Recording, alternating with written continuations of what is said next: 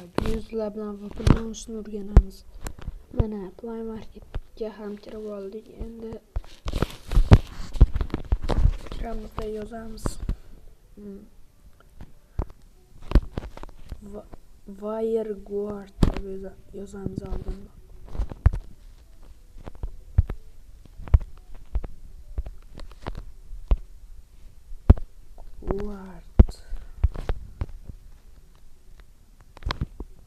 Mana birinchi chiqqanini qilamiz.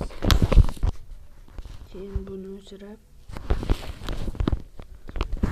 Online OneTap degan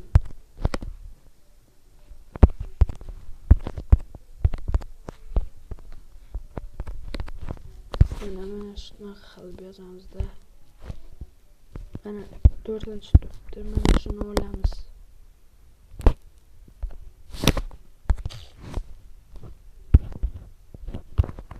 Keyin o'tishini kutamizda. O'tgandan keyin videoni boshlab hozir.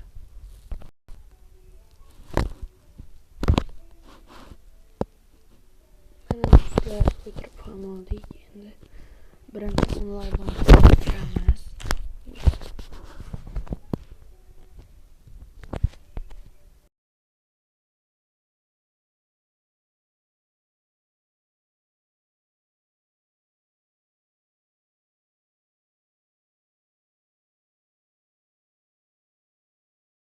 GFX Tool deganiga kiramiz. GFX Tool. Keyin resolutsionni 2560 ga qo'yamiz. FPS ni 240 ga qo'yamiz. Buni Ultra HD ga qo'yib, mana buni esa GPU, RAM bularni ham yoqib qo'yamiz. Keyin Apple'ni bosamizda bundan chiqib ketamiz. Mana chiqdik. Endi buni ustiga bosib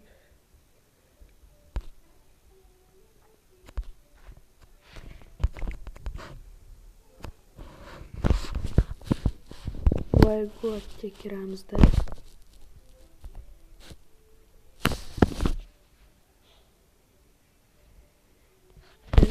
Keyin mana bu plyusni bosamizda import from file or archive ni bosamiz.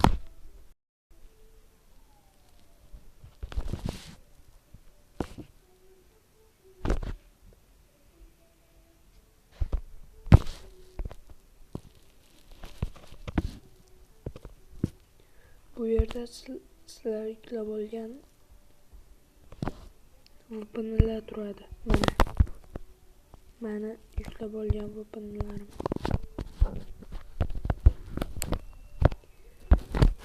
Fayllarga yuklanishdan keyin mana buni bossak, mana bu yerda chiqadi. Yoqib qo'ysangiz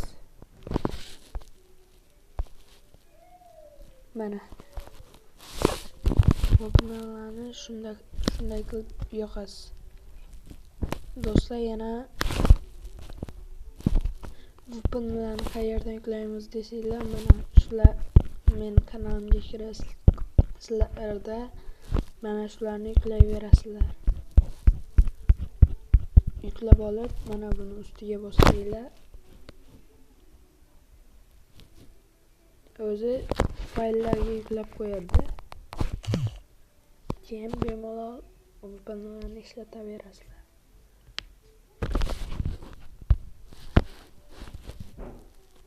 Video yoqgan bo'lsa like bosib qo'yamiz do'stlar.